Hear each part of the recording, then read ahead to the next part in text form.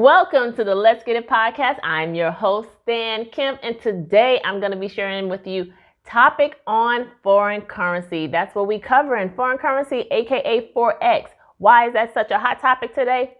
We're about to break it down and find out. So many people have come to me, hit me up on DM, email, see me out. I've done interviews, and I get this common question about investing, trading, and especially getting into the Forex market. Or as some people say, hey, show me that Forex thing. This is not a thing. First and foremost, this is not a thing. This is not some hobby. This is not some get rich quick. This is not a lottery ticket. This requires a skill, and this definitely is treated as a profession when you go on into the avenue of foreign currency trading or day trading, okay? This is not some old, hey, show me that thing. I can't just show you that thing. First of all, foreign currency trading or Forex trading is not for everybody. Day trading is not for everybody. There's this emotional thickness that you have to have. You have to have a tough skin and know how to control your emotion to be a successful trader. Success in trading comes from emotional control. It's psychological. 80% of trading is emotional and 20% is skill. So you can read every book you want, but if you cannot control that emotion, how many of y'all out there who have been trading on an actively day trading space do this?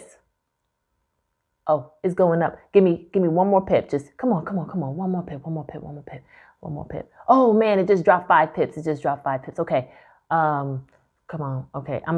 Okay. One more pip. Oh, it hit my pip. It hit my one more pip. So let me get 3 more pips.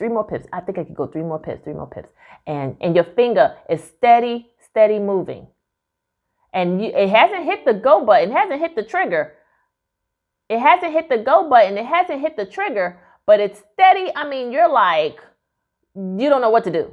And your emotions are high. I've seen some people get up and they just kind of like, you start, oh man, for those who are not even religious, oh Lord, please. I just need this one little thing. Come on, Lord, please. You could just you start doing all of that.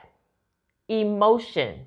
It is one of the most stressful jobs you can have. So you have to rethink, can you handle that? Or are you ready for that? Have you even asked yourself that? Or are you just like, oh, I can make money? Okay, sign me up. Y'all heard me, right? Sign me up. Sign you up for what? To just get rid of your money? Because that's what's going to happen. There's so many multi-level marketing programs that are facing themselves as an educational facility or a school that will teach you how to be a successful trader. And in hindsight, all they're doing is encouraging you to continue to sell their product and platform so that they can continue to grow. That's how they're making their money. They can give a hoot how well you do in the market. As long as you become a good seller, that's where their money is. That's where their revenue and their bottom line profitability is. And you sit there like, oh, girl, you got to get into this market. They're going to teach you everything you need to know. And you quit your job. You change your life. You're going to grow. You can make more money in a day than you did in your entire year. Like, you need to get into this Forex thing. This is not a thing, guys. I keep saying that this is not a thing. And it's actually a disrespect for those who really pour their hearts into learning this skill. So if this is an avenue you walking down, you have to assess the situation to say, number one, I have chosen to shift gears and change my career into a space that I know nothing about, which means I've got a lot of learning to do. So let me just kind of walk through. The purpose of this episode today is to walk you through what you should do and what you need to know so that you actually have a shot at being successful. Because only 90% of people who are in this space, they fail. Only 10% actually make it. And only 1% actually become multimillionaires out of this. But there's a way that this has to happen. And there's a process. So we're going to break down the process and break down the way. Okay. Why the market? Well, it's one of the largest.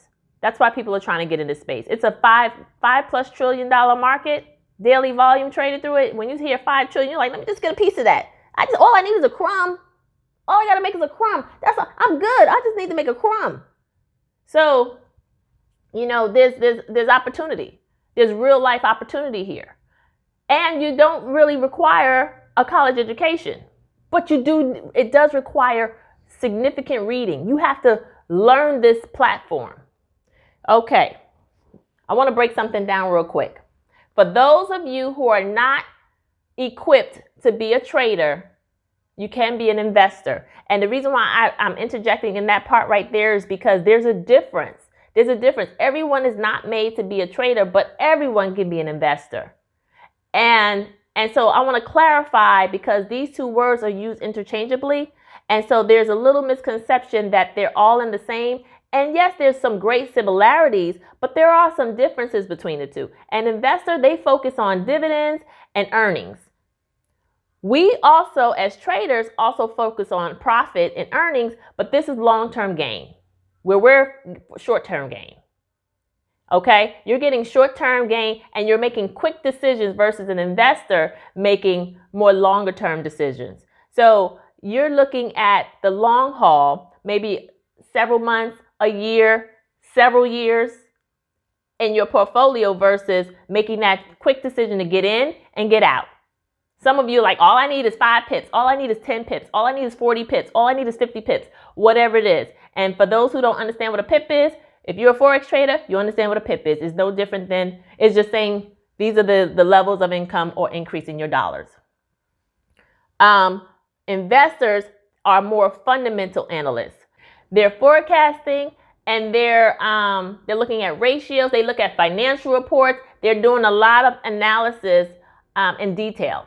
Ratio analysis. They want to know the balance sheet, how much revenue or sales are going up. They want to know just what's happening. And for Forex traders, they're not looking obviously at financials because there are no financials to look at, but Forex traders are looking more at just the long term of things.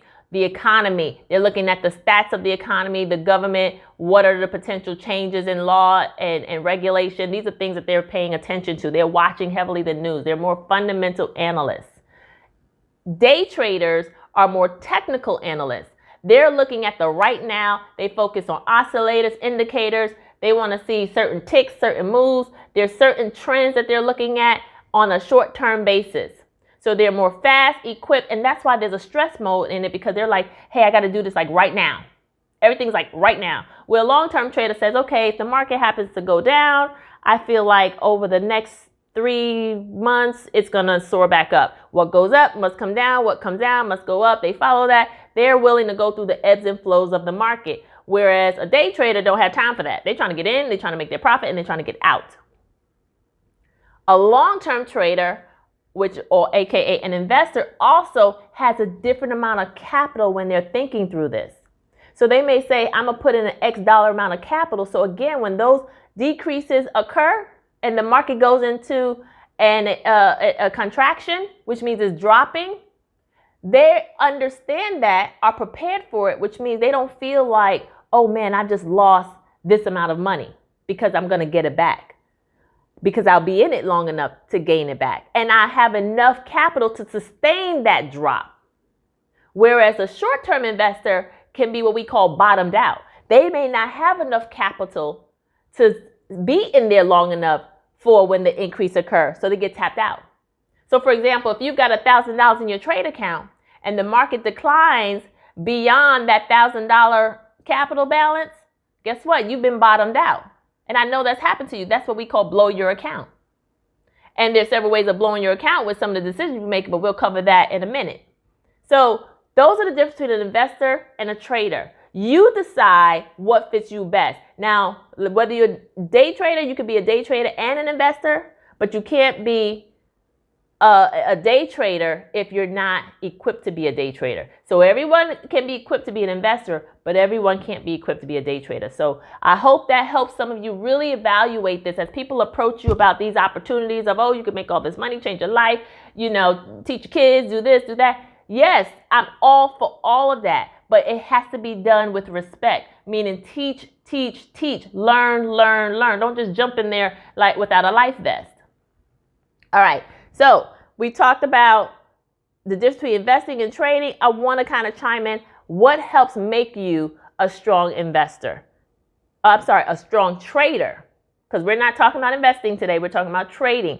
So to make you a strong trader, first and foremost, like I said, watch out for the vultures out there trying to get you to invest $300, $400, $500 in a program that really all it is about is marketing. And you're doing all this. First of all, you end up spending $300 with a business or a company that you don't market for because you're not a salesperson, or this is something new to you, or you've never done multi-level marketing, or you don't like going cold calling, you don't like going door to door, you don't like asking people all these things. So you're not even doing the marketing, and you're really not even studying the trade. So guess what? You just gave away $300.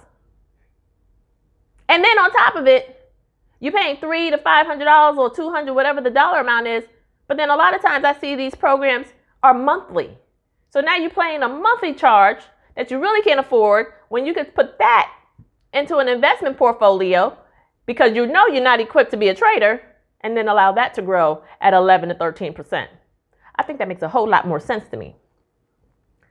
So now, trading. You are actually made the decision to say, I'm going to invest my time and energy into this. I want to learn. What do I need to know? Well, you definitely need to know what broker you're going to choose. Let's start there. A lot of you have no clue what broker you're going to choose, what that means to you. You don't know any of that. Choosing a broker is just as important as choosing a trade. Why? In the foreign currency space, guys, remember, this is foreign currency, which means you're tapping into a global space, a global arena. So it's not just about the US dollar. You're talking about the Japanese yen, the Great British pound, the Swiss. You're talking about all these foreign currencies and all these different regulations, because what happens in Japan from a regulatory perspective is not the same thing that occurs in the United States. We have our own regulatory standards, which means the brokers are all within these countries' regulatory guidelines. So one country may allow certain things that broker can and cannot do that the U.S. does not. So what that means is a lot of brokers that were in the U.S. for U.S. consumers to open up broker accounts are now gone. There are very few brokers that are foreign currency brokers that are open to small new traders to get into. So if you're not walking in with $25, $50, $100,000, you can't get into that space. And most of you don't have that. And most of you are not investing that. So you have to pay attention. I'm not going to solicit any brokers because I'm not here to do that. But I will say you want to pay attention to your broker. And the number one question you want to inquire is, are you regulated? Because not all brokers are regulated. But again, that's depending on the country. The United States require their brokers to be regulated. But guess what? There are some brokers in the UK that they're not required to be regulated. So you need to make sure that this broker that you're tapping into is required to be regulated. So that's important. That's very, very important. It's important when it comes to the timing of your trades. It's important, and knowing your broker, it's important to know the timing of your trades. Are they on lags? It's important to know how long they've been around. I mean, there are things, and we actually have a workshop where we cover a lot of these details in more depth, but I wanted to pull out the regulation because that of all is very, very important. You want to know that your money is secure. You want to know, is that broker going to insure your money in the event they bankrupt? Because guess what? A broker is a business. They could be here today, gone tomorrow. So you want to be sure that the broker of your choice is going to secure your finances and your capital and your asset in the event they bankrupt, or in the event they're acquired or something happens, or there's some shady business, because there's some brokers who have some shady business going on. So you need to understand the history of your broker, the inception of your broker, and can you pretty much depend on your money sitting in that broker? Or are you going to have challenges depositing and withdrawing your funds when you're ready to? Next thing you need to understand, leverage and margin calls.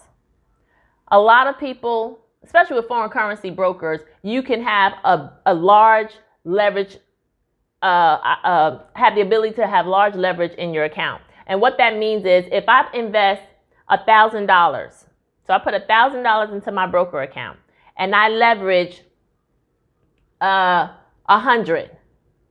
That $1,000 now becomes $100,000 because I get $100 for every dollar that I invest. That's what leverage is.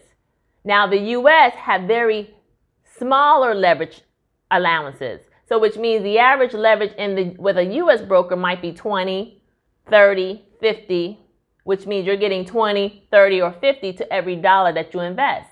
But if I invest in a broker that's foreign, maybe they're based out in the UK, my leverage could be $100 for every dollar I invest. So now that $100, that $1,000 that I invested, like I said, is $100,000. If I do 200 to $1, you can leverage 200 to 1. Now that $100,000 or that $1,000 is now $200,000. So of course people love the opportunity to be able to get into brokers that are overseas because they have more leverage, which means they have more buying power. With more buying power, there's more opportunity for profit. But the reason why I'm mentioning this now is because so many people uneducated in the foreign currency space and not having enough knowledge to know how the market really works, that they get in here blindly with these high leverages, and therefore there's poor risk management, which we'll talk about, and they're placed in what we call margin calls. A margin call is when your broker says, oh, you don't have enough capital to support basically this leverage that we've given you, so we're going to tap you out. Even though you still on paper or on the computer look like you still have some buying power, they're putting you in what they call a risk arena, and they're watching your account, which is something you don't want the broker to do, is to pay attention to you. And they're saying, all right, if this hits this tick right here, we're going to just close out her trade. Whether he or she is ready for us to close it, you're going to look and you're going to see your trade is closed. So now here's where it becomes problematic. You're in a trade and you want it to go up and it's going down. And you say, okay, I think it's going to turn. That's so common. I think it's going to turn. And it's still going down. And it's still going down. And you say, I think it's going to turn. And guess what? You hit that margin call. And guess what? The broker ended up pulling you out the trade. And you, in your mind, you're not paying attention to the margin call or the broker about to pull you out the trade. So you're like, I still think it's going to go up. And just when you're like, okay, it's going to go up, the broker pulls you out the trade. And booyah, the market goes up. And you're like, dang, he closed me out the trade and I knew it was going to go up. And now you're pissed. You're pissed because you lost money that you technically could have recouped, but because you hit the margin call, because again, lack of knowledge, poor risk management, you got stopped, what we call stopped out. You were stopped out of the trade. And your broker closed you out. So these are things you need to understand. Every broker has different margin call percentages, meaning how much of that leverage can you be within before they put you in that margin call. Understand that term. The other thing is you want to know when will they actually pull you out the trade, because there's a difference. They may say, okay, once you hit 80% of leverage, we're going to put you in a margin call. But once you hit 85%, we're going to just pull you out the trade. You need to know that, because at least you know, okay, I'm in a margin call right now, and that situation about just getting pulled out without you being ready to be pulled out, you would have known it was coming because you know when you're going to get stopped out. See, these are the terms that no one pays attention to with their brokers. They don't ask these questions. They just get into these brokers and have no clue of where they're stretching their reaches. You need to pay attention to this. Now, risk management. You have to set rules for when you get in a trade and when you get out of a trade before you get into a trade. So this way you are well aware of, we all know what we want to gain, right? You get in a trade, you say, hey, I want to gain 15 pips, 20 pips, 30 pips, 50 pips, whatever it is. You already know that. You have an idea of how much you are looking to earn for that moment. What you don't pay enough attention to is how much you're willing to lose. And if you happen to be wrong when you get into that trade, you want to know how far you're willing to see this trade through before you make the decision to get out, and be comfortable with that loss. And what I like to do is look at that over a period of time and know just how long you can last if you continue at that rate of loss. See, that's risk management. You have to understand your risk tolerance and how long you're willing to be in a trade that is going against your objective before you're willing to come out of a trade comfortably. You want to be able to live to trade another day and not tap out where you're like, dang, it's over. I can't even trade tomorrow. Or I can't because I done bottomed out. So please pay attention to your risk management. Again, in the workshop that'll be coming up, so stay connected. We'll be actually going through how to properly create a risk management plan that is custom to you, because what works for this person may not work for you. Everybody may not be able to do a 3, 5, 10, 1% risk management, and you have to understand what that means to you. And it may vary. You might do 5% on this trade, 3% on this trade too. It may change, but you know how to change it. Okay, so that goes into trading styles vary based on person. Remember, I said trading is an entirely emotional platform, right? 80% emotion, 20% technical. So if that's the case, right? If that's the case, then why in the world are you trying to trade exactly like that person? And these platforms that are telling you to do mirror trading is great to learn from, to have an idea. Okay, now I see why he or she did what they did. But that doesn't mean that applies to you. What that should do is just give you another learning curve to say, okay, I've learned something new. Now what I need to do is take that technique and apply it to me based on my style, my characteristics, my emotional up or makeup, and that's how I need to apply that technique to me. So what I tell people when people ask me, hey, when you get in a trade, call me up and let me know. I had a girlfriend, and I was just steady hitting them.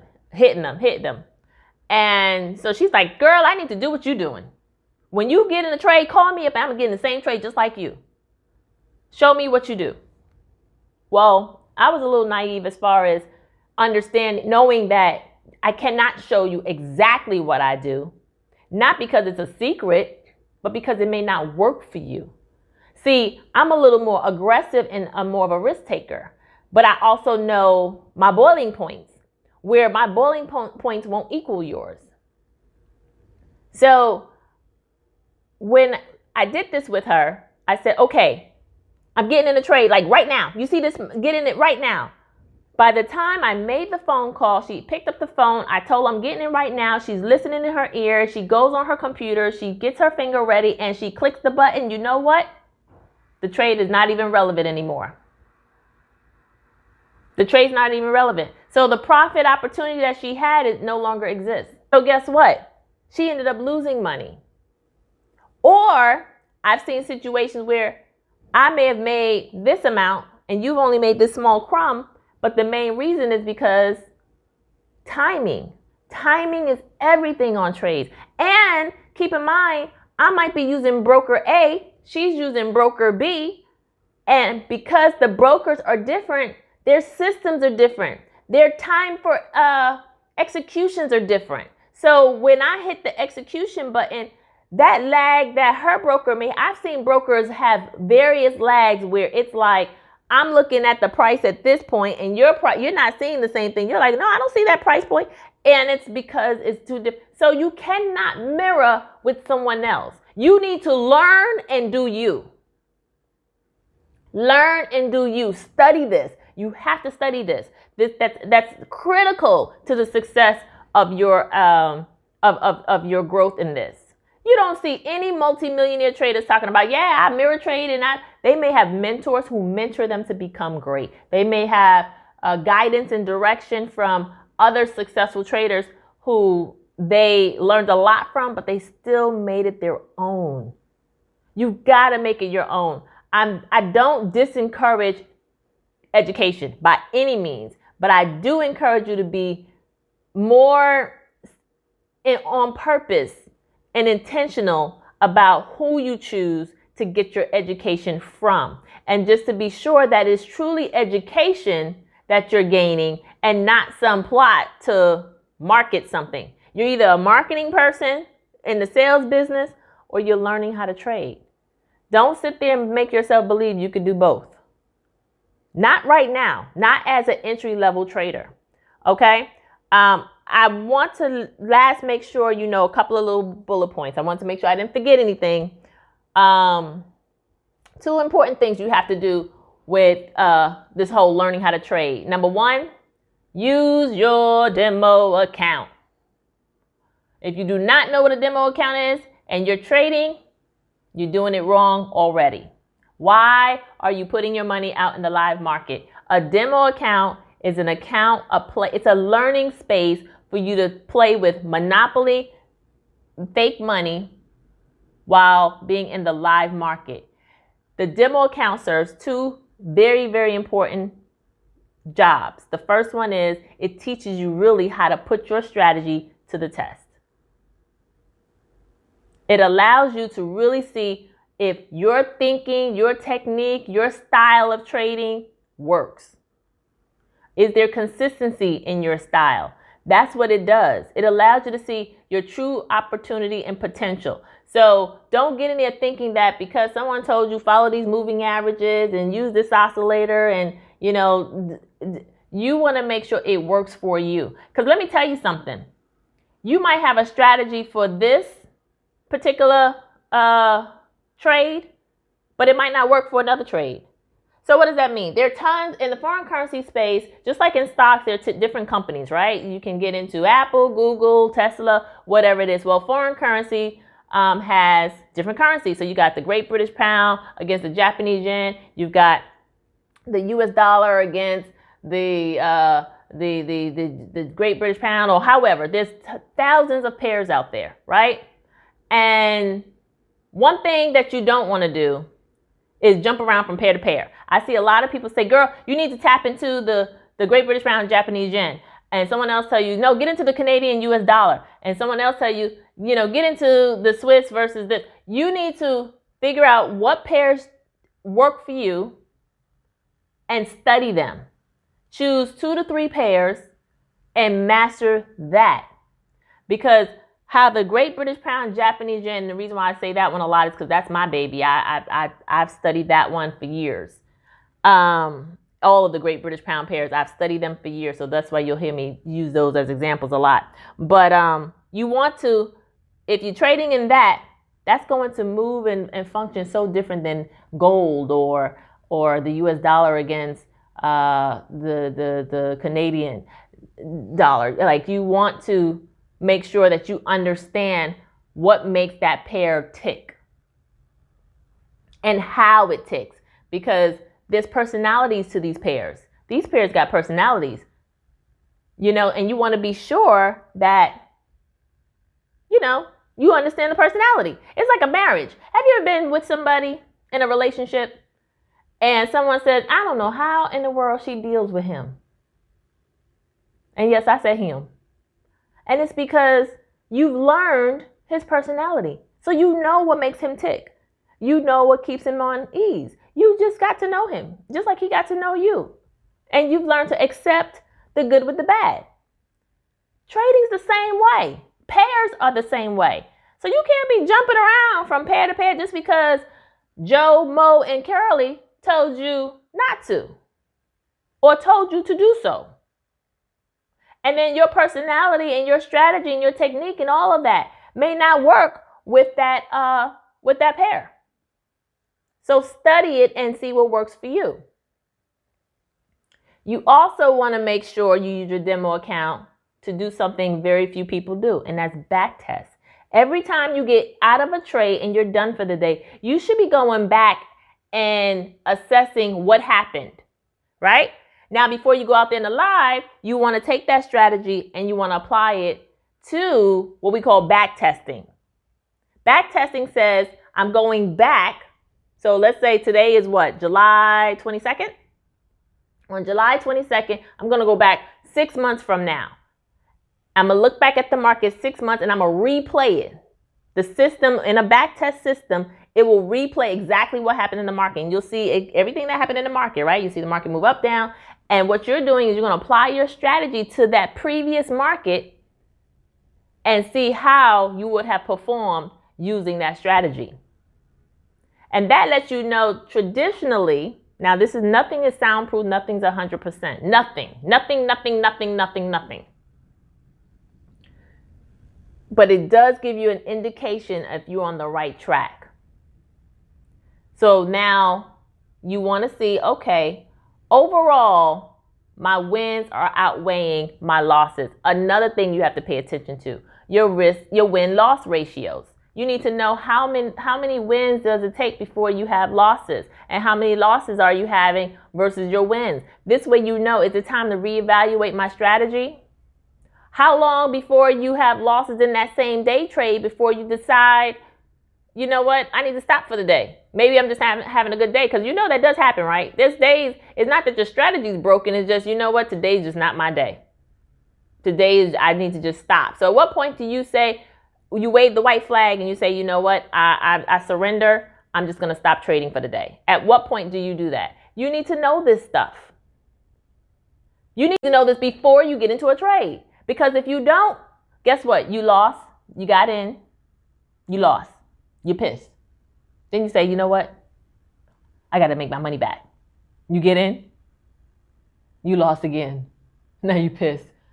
And you, I got to make my money back. Because I know I can make my money back. You know what that's called? Revenge trading. Now you're revenge trading because you're pissed. And now, not only you revenge trading, you're not even thinking clearly. So now you're just jumping in. You double dutching. You just jumping in. So be sure to have all of that assessed and evaluated and determined, planned out before you get into your trades. And then the last thing you want to have kind of set up and done before you enter trades is your mindset.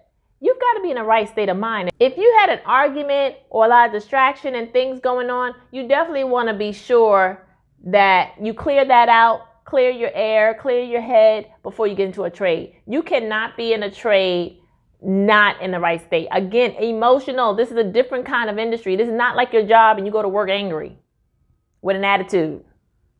And people just have to deal with it or they ignore it. The market not going to ignore it. You're going to be sitting there wondering, like, why are you losing money? And now you're even more pissed because you're like, man, this person got on my last thing on nerves. And then on top of it, I'm losing money too. Like, you ready to like blow up the building. So make sure you're in the right mindset. When you get in, some people meditate. Some people kind of woosah, get your tea, get your coffee. Whatever it is you got to do, get yourself in the right headspace before you get there, get at front of your computer and be ready to trade. Okay? Anytime you get in a trade, all of this is important because at the end of the day, you want to feel 90% sure about what move you're about to make. Because every time you click that button, you have just made a financial decision. Whether you entering or exiting a trade, you have made a financial decision. So you need to be sure that you're happy with that decision. Okay? So there's so much more we can get into on the actual technical pieces of everything I just covered, but I just wanted to bring a call to action and bring some attention to the folks that are just swarming my DM and just hitting me up saying, hey, I want to learn that stuff. I want to learn how to trade. Teach me how to trade.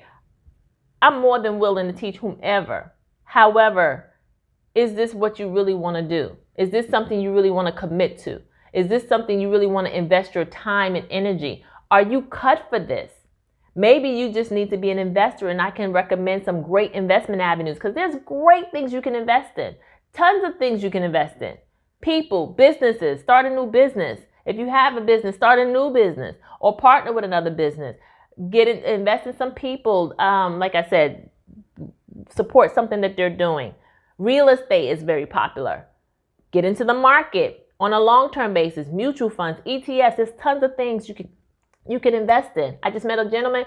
He invests in farmland, and that is That was like the first I've heard. I mean, I know there are African Americans out there who do farm. Don't get me wrong. I'm not naive to that. But to see a young black man really into farming in today's age was like, okay, that was new. So there's tons of things to invest in. But if trading is something you essentially decide to do and you are willing to learn this craft as your new wave of life, then read and study. Some great people you can follow. Steve Neeson, he talks a lot about candlesticks and charting. You got Bill Williams, who's a guru and grandfather of foreign currency success. You've got Paul Tudor Jones. He's amazing. He's been in the industry, oh Lord, and has mentored some of the best out there. George Soros, many people have followed him. You know, there's some great people out there that you can follow and read on and see how they learn to trade and take a lot of those nuggets and apply them to your trading style and platform. Okay? So, guys, this platform here, this podcast, the things we're doing, the things we're teaching is so that we could be better, we could be stronger, and we could truly hit those $1 million marks and not just be talking about it. We're trying to do it. And to do it, we got to know what we're doing. So here we are, another great podcast, trading, investing. For all my traders out there, all my aspiring traders out there, we want to get it. I want you guys to follow, continue to follow and watch. Every Monday and Wednesday, I'm dropping a new video. You can follow me on Instagram. You can follow me on LinkedIn. You can follow my podcast. My podcast is on pretty much every podcasting station or most major podcasting stations. So listen, tune in, chime in, subscribe, share, like, comment. I want to hear what you have to say. What do you think? Go to the YouTube station, Stan Kemp. Hit me up. We are closing disparity gaps 1 million at a time. Let's get it.